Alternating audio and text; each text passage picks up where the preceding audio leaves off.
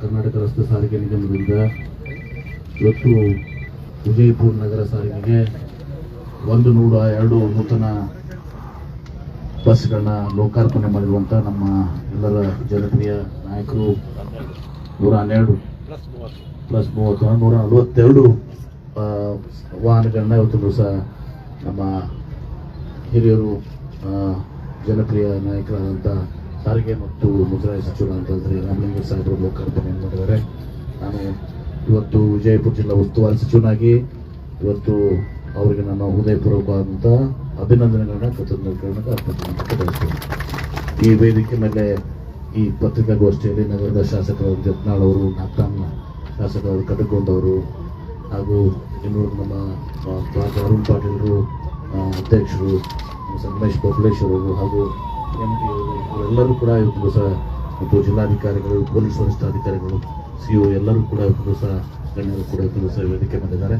ಇವತ್ತು ನಮಗೆ ಈಗಾಗಲೇ ಮಾನ್ಯ ಸಚಿವರು ಹೇಳಿದಾಗೆ ಇವತ್ತು ಹಿಂದೆ ಅವರು ಸಾರಿಗೆ ಸಚಿವರಾಗಿದ್ದಾಗ ಇವತ್ತೇನು ರಿಕ್ರೂಟ್ಮೆಂಟ್ ಆಗಿತ್ತು ಅದೇ ಕೊನೆ. ಕಳೆದ 4 ವರ್ಷಗಳಲ್ಲಿ ಯಾವುದೂ ರಿಕ್ರೂಟ್ಮೆಂಟು ಆಗಿರಲಿಲ್ಲ. 4 ವರ್ಷ ಯಾವುದು ಬಸ್ಗಳು ಕೂಡ ಕೊಟ್ಟಿಲ್ಲ ನಮ್ಮ ರಾಜ್ಯದಲ್ಲಿ. ಮತ್ತೆ ರಾಮಲಿಂಗಡ್ಡಿ ಅವರು ಮತ್ತೆ ಸಾರಿಗೆ ಸಚಿವರಾದ್ಮೇಲೆ ಇವತ್ತು ಸುಮಾರು 2,000ಕ್ಕಿಂತ ಜಾಸ್ತಿ ಬಸ್ಗಳನ್ನು ಮಾಡಿದ್ದಾರೆ.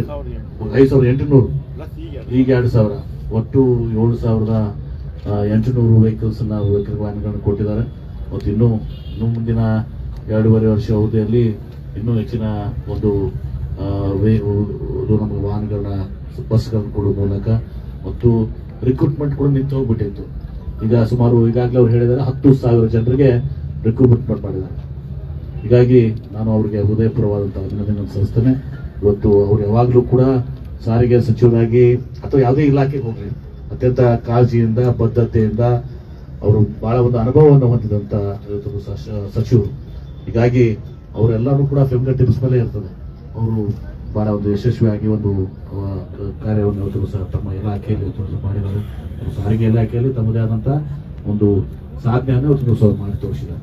ಅರ್ಥ ಆಗಬೇಕು, 4 ವರ್ಷದಾಗ ಏನೂ ಕೂಡ ಆಗಿಲ್ಲ, ಬಸ್ಸು ಇಲ್ಲ, ಎಂಪ್ಲಾಯ್ಮೆಂಟು ಇಲ್ಲ.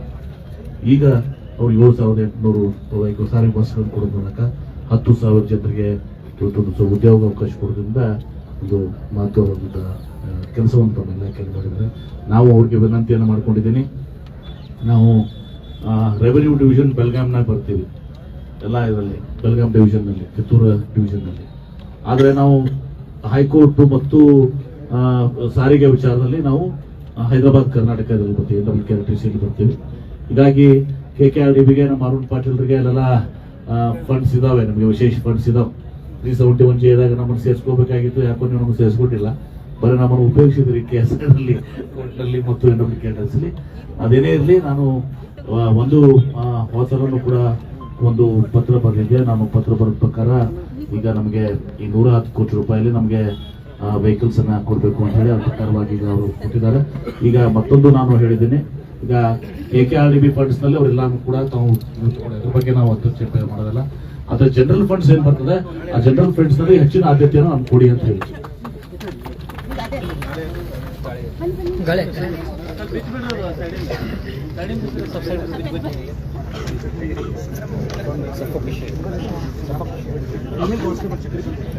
ಚಕ್ರ ಬಂದಿದೆ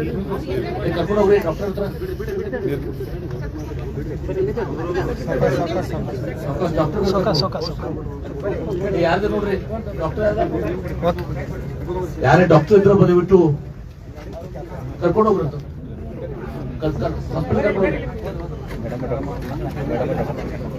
ದಯವಿಟ್ಟು ಹಾಸ್ಪಿಟಲ್ ಕರ್ಕೊಂಡು ಹೋಗಿ. Madam okay right right. ಒಂದು 2 ನಿಮಿಷ ಕಾಯಿ ತಗೋತಾರೆ, ಗಾಬರಿ ಆಗುವಂಥದ್ದೆಲ್ಲ. ಈಗ ನಮಗೆ KKRDB ಫಂಡ್ಸ್ ಜನರಲ್ ಫಂಡ್ಸ್ ಏನ್ ಬರ್ತದೆ, ಆ ಜನರಲ್ ಫಂಡ್ ನಲ್ಲಿ ಹೆಚ್ಚಿನ ಆದ್ಯತೆಯನ್ನು ಕೊಡ್ರಿ. ಮತ್ತು 2009ರಿಂದ ಸಾಲಿ ಒಂದು ದಿವಸ ನಮಗೆ ನೂತನ ಬಸ್ ನಿಲ್ದಾಣ, ಬಸ್ ಘಟಕಗಳು ಸ್ವಲ್ಪ ನಾವು ಹಿಂದೆ ಉಳ್ಕೊಂಡಿದ್ದೀವಿ. ಅದನ್ನ ಹಂತವಾಗಿ ನಾವು ಪಾಟೀಲ್ರ ನಿಮ್ಗೆ ಒಂದೇ ಹಂತಕ್ಕೆ ನಾವು ಕೇಳೋದಲ್ಲ, ಒಂದು ದಿವಸ ಹಂತವಾಗಿ ಆ ಬ್ಯಾಕ್ಲಾಗ್ ಏನ್ ನಮ್ಗಿದೆ, ಆ ಹಿಂದೆ ಉಳಿದು ಅದನ್ನ ಸರಿಪಡಿಸಬೇಕು ಅಂತ ಹೇಳಿ ನಾನು ತಮ್ಮಲ್ಲಿ ಸಚಿವರಲ್ಲಿ ಮತ್ತು ಇವತ್ತು ಅಧ್ಯಕ್ಷರಲ್ಲಿ ಹಾಗೂ MD ಅವರಿದ್ದಾರೆ, ಅವ್ರಿಗೂ ಕೂಡ ನಾನು ಒಂದು ಬೇಡಿಕೆಯನ್ನ ಇವತ್ತು ಕೊಡ್ತೇನೆ. ಮತ್ತು ವಿಶೇಷ ಅನುದಾನ ಇವತ್ತು ನಮ್ಮ ವಿಜಯಪುರ ನಗರಕ್ಕೆ, ಯಾಕಂದ್ರೆ ಇದೊಂದು ಡಿಫರೆನ್ಷಿಯಲ್ ಸಿಚುವೇಶನ್ ಇರೋದ್ರಿಂದ ಇಲ್ಲಿ ಸ್ವಲ್ಪ ವಿಶೇಷ ಅನುದಾನ ಕೂಡ ಕೊಡಬೇಕು ಅಂತ ಹೇಳಿ ಮಾನ್ಯ ಸಚಿವರಿಗೆ ನಾನು ವಿನಂತಿ ಮಾಡಿಕೊಂಡು ಅವರಿಗೆ ಹೃದಯಪೂರ್ವಕವಾದಂತಹ ಕೃತಜ್ಞತೆಗಳನ್ನ ಇವತ್ತು ವಿಜಯಪುರ ಜಿಲ್ಲೆ ಜನತೆ ಪರವಾಗಿ, ವಿಶೇಷವಾಗಿ ವಿಜಯಪುರ ನಗರ ಜನತೆ ಇವತ್ತು ನಮ್ಮ ಯತ್ನಾಳ್ ಅವರು ಮತ್ತು ನಾಗರಾಜ್ ಶಾಸಕರು, ನಂದು ಒಂದು 50% ಬರ್ತಾವೆ, ಒಂದು 8% ಬರ್ತಾವೆ, ಒಂದು ಅರ್ಧ ವಾರ್ಡ್ ಬರ್ತಾವೆ. ಮತ್ತು ಈಗ ವಿಸ್ತೀರ್ಣ ಕೂಡ ಆಗಿದೆ ಸರ್, ಈಗ ನಗರ ವಿಸ್ತೀರ್ಣ ಕೂಡ ಆದೇಶ ಆಗಿದೆ. ಹೀಗಾಗಿ ಅವು ಕೆಲವೊಂದು ಹಳ್ಳಿಗಳು ನಮ್ಮ ಮತಕ್ಷೇತ್ರದ್ದು ಕೂಡ ಇವತ್ತು ಸಹ ಮತ್ತು ಇನ್ನೂ ಹೆಚ್ಚಿನ ಹಳ್ಳಿಗಳು ಬರ್ತವೆ. ಅದೇ ರೀತಿ ತಾವು ಮಾಡಿದ್ದೀರಿ, ಯಶಸ್ವಿಯಾಗಿ ಇವತ್ತು ಸಹ ಸಾರಿಗೆ ಸಚಿವರಾಗಿ ಇವತ್ತು ಸಹ ಯಾವಾಗೂ ಕೂಡ ತಾವು ಇದು ಮಾಡಿದ್ದೀರಿ. ಇನ್ನಿತರ ಇಲಾಖೆಗಳನ್ನು ತಾವು ಒಂದು ಒಳ್ಳೆಯ ಕೆಲಸವನ್ನು ಮಾಡಿ ತಮ್ಮ ಹಿರಿತನದ ಅನುಭವ ಮತ್ತು ನಿಮ್ಮ ದಕ್ಷತೆಯಿಂದ ತಾವು ಕೆಲಸ ಮಾಡಿದ್ದೀರಿ. ವಿಜಯಪುರ ಜಿಲ್ಲೆಗೆ ತಾವು ಇನ್ನೂ ಹೆಚ್ಚಿನ ಒಂದು ನೆರವನ್ನ ನೀವು ಕೊಡ್ತೀರಿ ಅನ್ನೋ ಒಂದು ಸಂಪೂರ್ಣವಾದ ವಿಶ್ವಾಸ ನಮಗಿದೆ.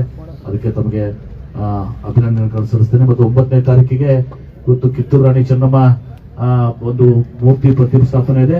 ಆ ಮೂರ್ತಿ ಬಸ್ ನಿಲ್ದಾಣಕ್ಕೆ ಇವತ್ತು ದಿವಸ ನಮ್ಮ ವಿನಂತಿ ಮೇರೆಗೆ ಇವತ್ತು ಸಹ ಸಾರಿಗೆ ಸಚಿವರು ಅವರೇ ಒಂದು ನಿರ್ಧಾರ ಮಾಡಿ ಇವತ್ತು ಕಿತ್ತೂರು ರಾಣಿ ಚೆನ್ನಮ್ಮ ಬಸ್ ನಿಲ್ದಾಣ ಅಂತ ಮಾಡಿದ್ರು. ಅದಕ್ಕೂ ಕೂಡ ನಾವು ನಾವೆಲ್ಲರೂ ಅಭಿನಂದನೆ ಸಲ್ಲಿಸ್ತೇವೆ.